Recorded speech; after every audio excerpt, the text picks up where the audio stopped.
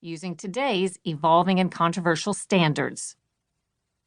Even those who know better are left, like Winston Smith, to guess and wonder how many others like them are out there.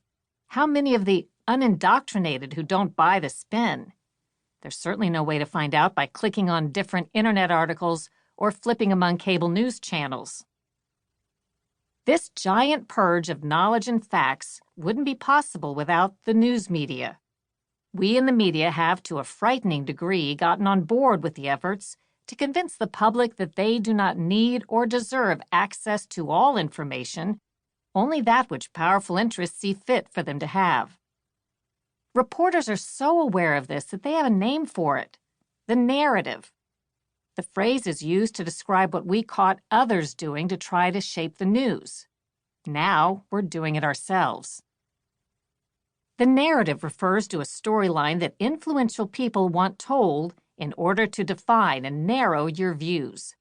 The goal of the narrative is to embed chosen ideas so deeply within society that they are no longer questioned. Scratch that, so that questions are not permitted. Slanted tells the story of what happens when reporters convince news consumers that the reporter's own opinions are more valuable than facts. With an information universe at our fingertips on the news and internet, and with propagandists working overtime to shape it, many people ask what they can believe. Journalists are more than happy to tell them. Unfortunately, the journalists are too often driven by propaganda as well. The goal of this book is to help you expose and defeat narratives, even when they're cleverly executed by the most powerful sources using the most sophisticated methods. It will also reveal how the business of narratives is inextricably linked to the death of the news as we once knew it. I will anatomize a series of narratives that have dominated even in the face of contradictory facts. Anyone accused of sexual harassment must be guilty if there are enough accusers, no matter how flimsy the claims may be. Donald Trump is too cowardly to visit the troops in a war zone. When mass shootings occur in certain cities, they must be called something else. Russia changed the outcome of the 2016 election. All new polling spells doom for Republicans, and many more. The point is that the narrative is guiding what facts you get to learn about. Facts that serve the narrative are deemed to be news. Facts that don't are not news, or are to be obliterated. Defining the narrative. To begin with, a narrative almost always presents multi-sided issues in a distinctly one-sided fashion. Any notion of logic is suspended.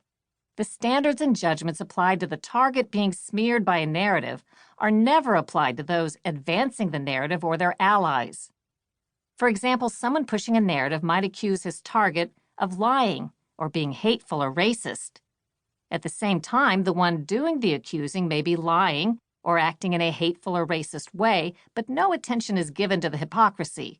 People simply pretend not to notice. You'll hear a lot of real-life examples in this book.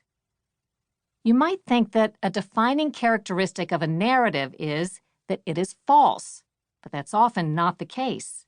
Here are 3 ways in which truthful information can also qualify as narratives. First, when truthful information is deliberately presented in a biased fashion in order to confuse, drown out, or overwhelm other facts and to advance a particular goal. For example, it may be true that a mass killer used a gun, but news reports about the crime serve a narrative if they are overwhelmingly shaded to the exclusion of counterpoints in order to make an argument for gun control. Second, truthful information can qualify as a narrative when it is amplified beyond its independent news value in order to promote a broader storyline. For example, it may be true that former First Lady Hillary Clinton stumbled when descending a set of stairs. But news reports on such an incident serve a narrative if they become front-page headlines and a trending topic on social media to imply, absent other hard evidence, that Clinton's stumble proves she's seriously ill. And third, the truth can become a narrative when it is couched in terms that present an issue as a closed case never to be reopened or implies that contrary facts and views are illegitimate. For example, there may be good reason to discuss